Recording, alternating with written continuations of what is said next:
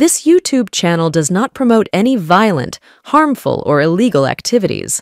All content provided by this channel is meant for an educational purpose only.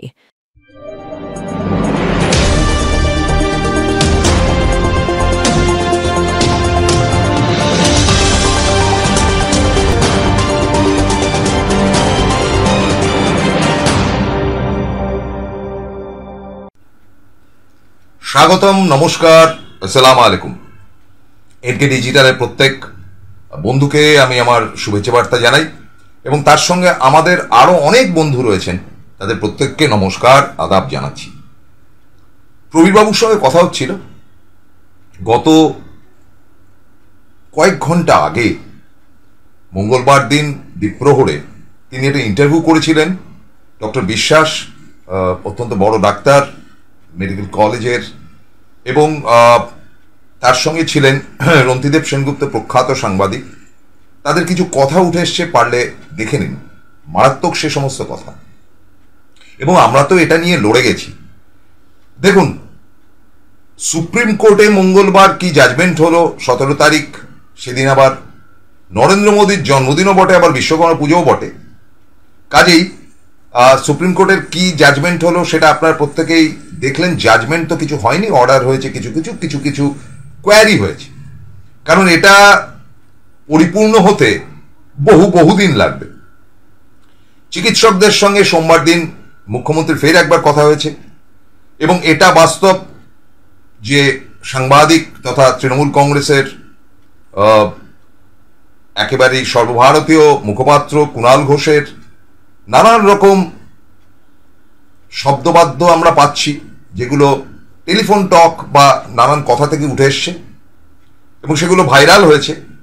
সেখানে কিন্তু একটি ব্যাপার হয়েছে যে এই দুজন ছাত্র, একজন উগ্র বামপন্থী দাড়িওয়ালা আর একজন চশমা চোখে সাম মাহাতো, তাদের মধ্যে যেটা কথা হয়েছে যে একজন একেবারেই ঘোরতর বিরোধী, যেরকমভাবে বারবার মুখ্যমন্ত্রী ডাকছে তাকে ইগনোর করা বা তার সঙ্গে কথা না বলা, এবং বারবার কোর্টে যাওয়া, কোর্টে গেলে তার পরিণাম কি হবে বা এরপরে যদি স্ট্রং স্টেপ নেয় তখন কি হবে, এই প্রশ্নগুলো মাহাতো তুলেছে, ডক্টর মাহাতো।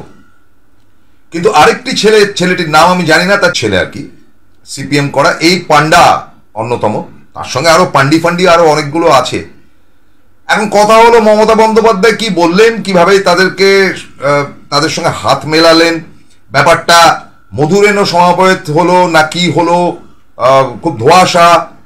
কিন্তু আমি একটি কথা পরিষ্কার বলতে পারি যে আমার কাছে কোনো মার্সির জায়গা নেই, কোনো মার্সি নেই। আমি মনে করি যে সেদিন সে রাতে নির্যাতিতা যেভাবে খুন বা ধর্ষিতা হয়েছেন এবং তার পেছনে যারা রয়েছে, এখনো পর্যন্ত কোর্টে যতটুকু কথাবার্তা যতটুকু শুনলাম, আবারও বলি, সিবিআই কিন্তু একটা ইঙ্গিত দিচ্ছে যে ওই সঞ্জয় রায় নাকি বিহারের ছেলেটি, সে একাই, এখনো পর্যন্ত দ্বিতীয় নামটি তারা পাচ্ছে না, অনেক খোঁচাখুচি করেও কিছু পাচ্ছে না। হ্যাঁ, তবে কি যে আরজি করের অধ্যক্ষ নানান রকম অসঙ্গতি কাজের সঙ্গে যুক্ত বা এই খুন বা হত্যা বা রেপটাকে ঢাকা দেওয়ার চেষ্টা করেছে বা ওসি ইত্যাদি, তাদেরকে অ্যারেস্ট করা হয়েছে, সেগুলো তদন্ত করবে। সেগুলো তো মুখ্যমন্ত্রী বলেনি এগুলো করো।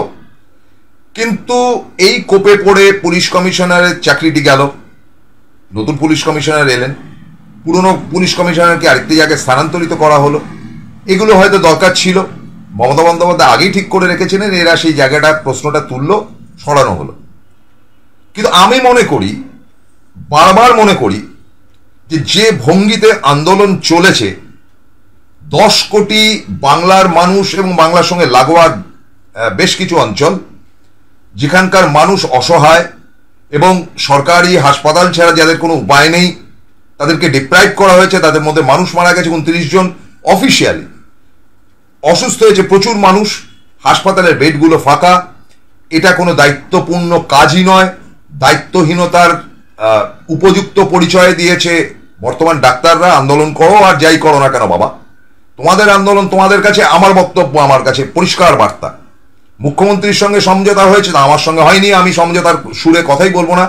তোমরা যেটা করেছো অত্যন্ত বেয়াদবি করেছো, বেহিসাবি কাজ করেছো, এবং চিকিৎসক হিসাবে আমি তোমাদেরকে ঘৃণা করা ছাড়া দ্বিতীয় কোনো শব্দ উচ্চারণ করতে পারি না, এ কারণে যে তোমরা যে আন্দোলনটি করেছো যেটাকে কেন্দ্র করে সেটা পুরোপুরি সমর্থক আমি, প্রথম বলি।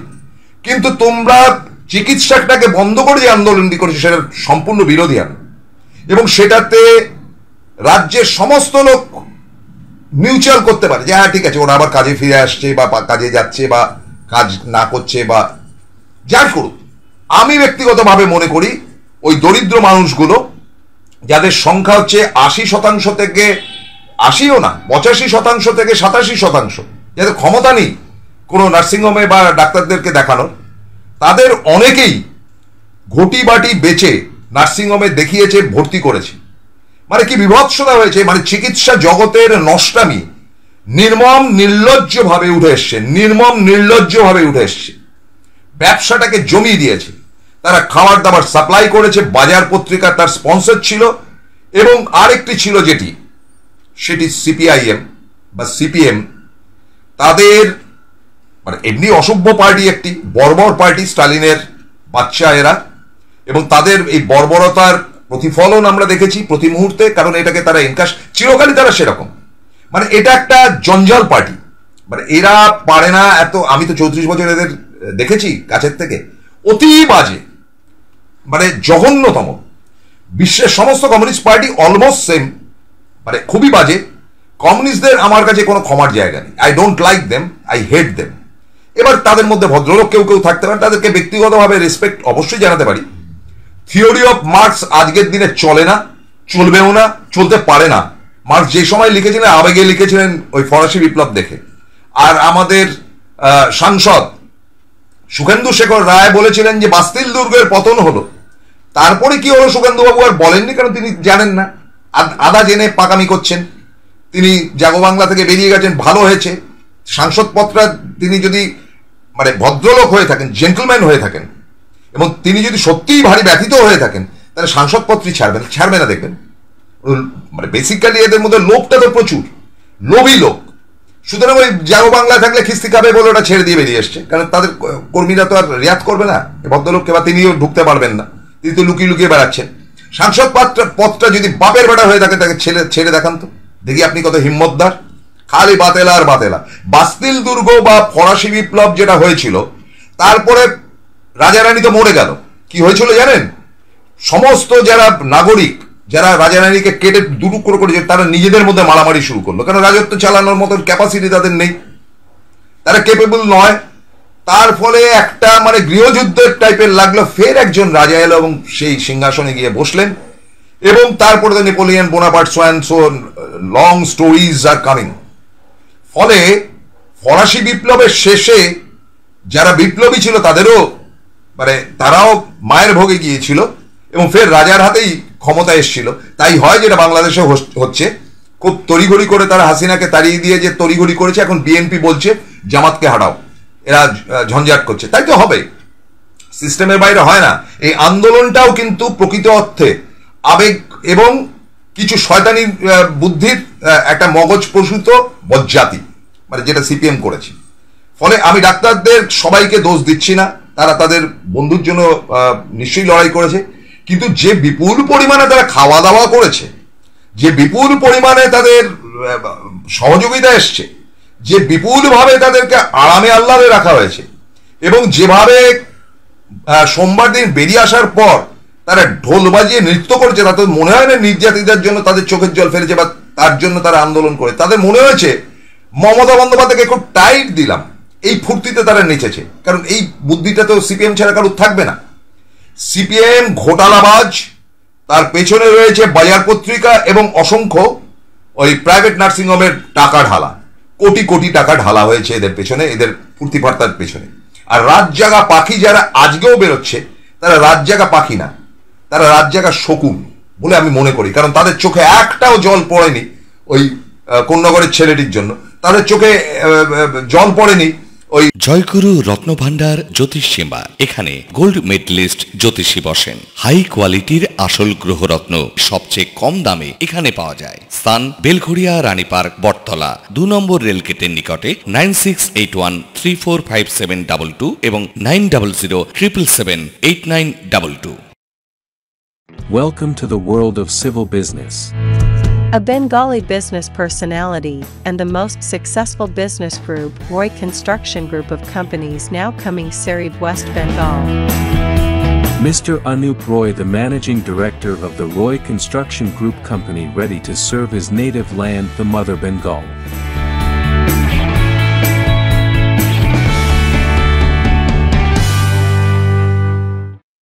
তাদের মনে হয়েছে মমতা বন্দ্যোপাধ্যায়কে খুব টাইট দিলাম, এই ফুর্তিতে তারা নেচেছে। কারণ এই বুদ্ধিটা তো সিপিএম ছাড়া কারোর থাকবে না।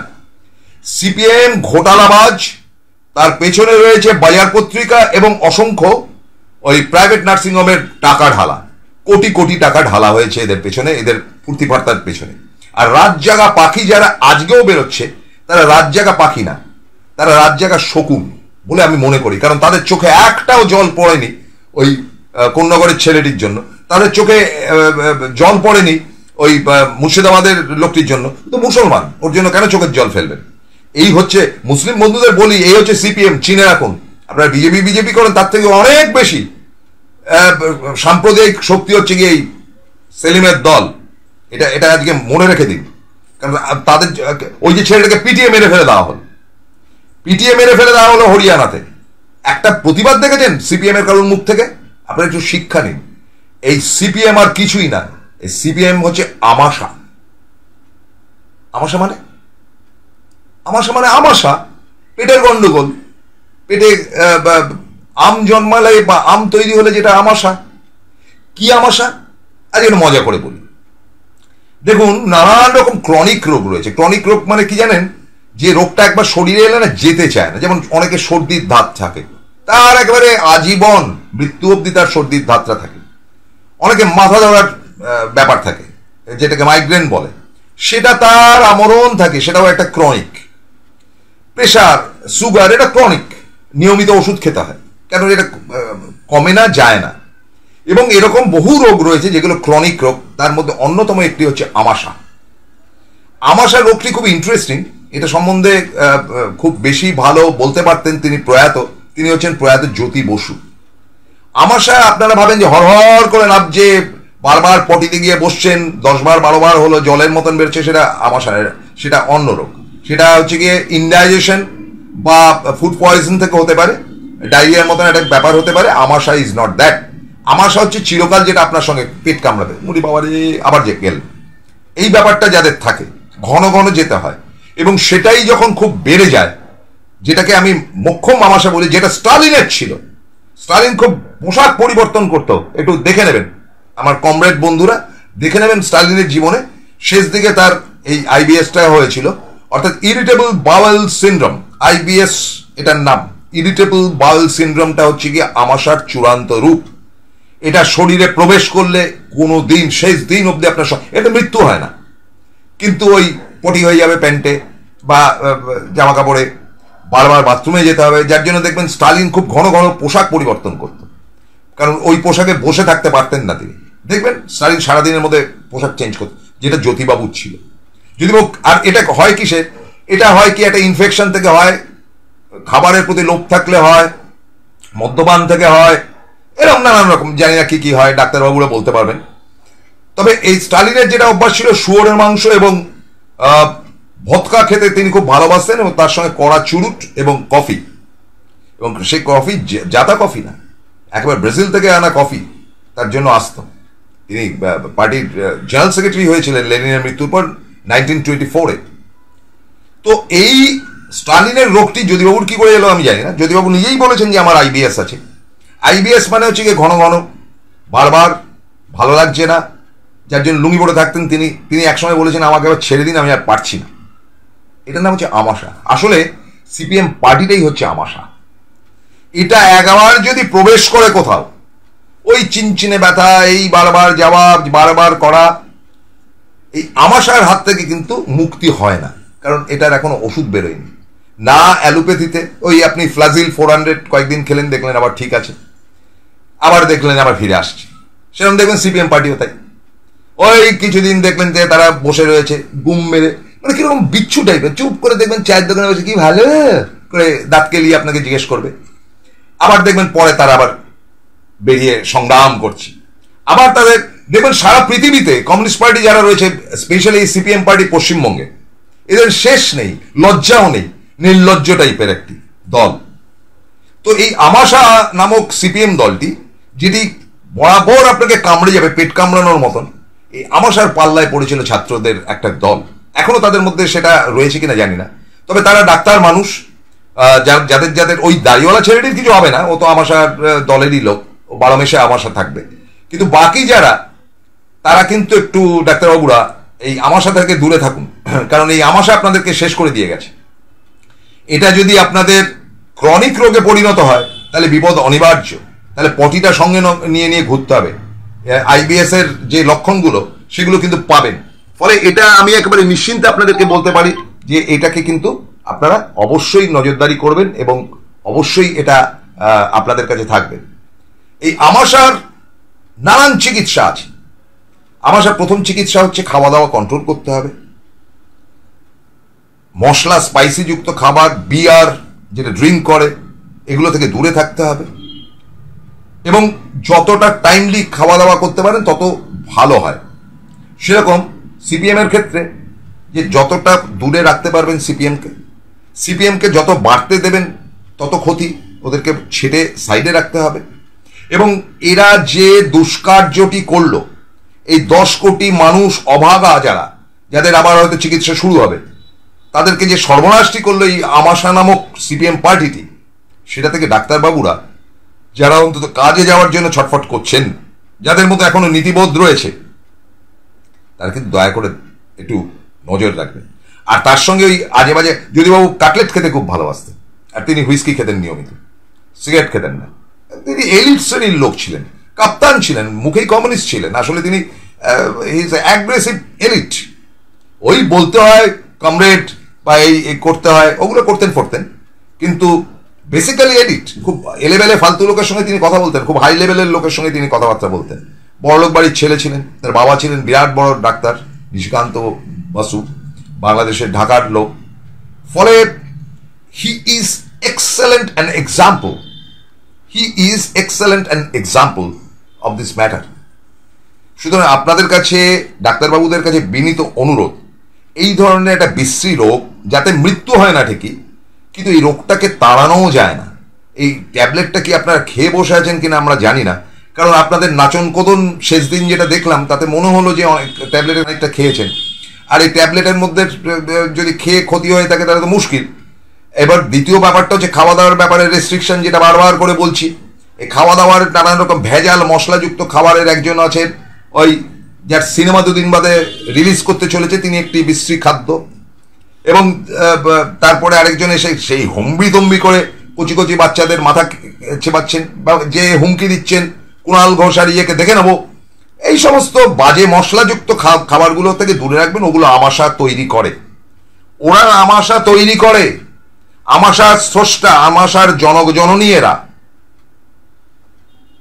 তবে একটি কথা শেষে বলি, যে আমার আপনার অনেকেরই কিন্তু আমাশা নেই। আমাশাটা একটা বাজে রোগ, যাদের হয় তারা বোঝে। আমাদের যেটা হয় ডায়রিয়া হয়, পরপর হয়তো কোনো সময় খুব পটি হলো, খাওয়া দাওয়ার ইয়ে হলো, অ্যাসিডিটি হতে পারে, ইত্যাদি ইত্যাদি। কিন্তু আমাশার রোগে পড়বেন না, আইবিএস এ পড়বেন না। মানে এটা কিন্তু ভয়ঙ্কর খারাপ রোগ। আর সিপিএম পার্টিটা হচ্ছে তাই, এদের পাল্লায় পড়বেন না। এরা 34 বছর জ্বালিয়ে পুড়িয়ে ছাড়খাড় করে দিয়ে গেছে পশ্চিমবঙ্গে। এবার দেখলেন তো যে এই 39টা দিন ধরে তারা যে তাণ্ডব করলো চুগলিবাজিতে, তাতে করে কারা কারা ক্ষতিগ্রস্ত হলো। যত ছোট ছোট ব্যবসায়ী জামা কাপড় বিক্রি করে পুজোর আগে, তারা মার খেলো। গ্যারেন্টি দিয়ে বলতে পারবেন যে বাকি দিনগুলোতে তাদের পয়সাটা উঠবে। হাওড়া হাট বা এই হাতিবাগানের পাশে থাকা ময়দান, মংলা হাট যেটা হাওড়াতে, তারপরে বুধবার দিন বা রোববার দিন কলকাতার খান্না সিনেমা হলের সামনে যেটা থাকে, তারা মার খেলো। ছোট ছোট যত দোকানদার রয়েছে মার খেলো কারা? মার খেলো হচ্ছে গিয়ে গ্রামের চাষাভুষো মানুষ, যারা চিকিৎসার দরকার অথচ চিকিৎসা করতে পারেনি।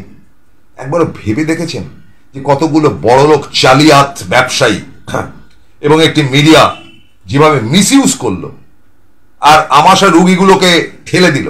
সে আম কিন্তু প্রত্যেকের পেটে চলে গেছে, যারা যারা লাফালাফি করেছে। এবার আইবিএস হলে তো গেছেন, সেটা সারাবার ফ্ল্যাজিল ওষুধ কিন্তু আমার কাছে নেই। ফলে শেষ করতে হচ্ছে আজকের অনুষ্ঠান। ফ্ল্যাজিল খাবার দরকার কি? তার থেকে বরং আমাশয় নামক রোগটিকে দূরে ছুঁড়ে ফেলে দিন না। এগুলো এলে আর যায় না, আপদ। কারণ জীবনানন্দ দাশ একটি কথা বলে গিয়েছিলেন, মৃতেরা ফেরে না, কিন্তু এই মৃতেরা কিন্তু জেগে থাকে আমাশা রূপে। শেষ করছি আমাশা, আমযুক্ত আশা। আমটাও থাকুক, আশাটাও থাকুক, এই আশাতে শেষ করছি। নমস্কার।